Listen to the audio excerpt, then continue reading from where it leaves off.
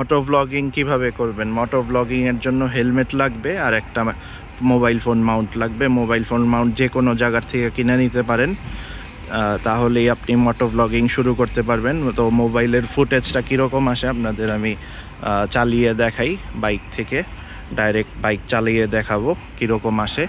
আর ভালো ফোন হইলে জাস্ট একটা মাউথ বা হেডফোন হইলেই হয়ে যাবে।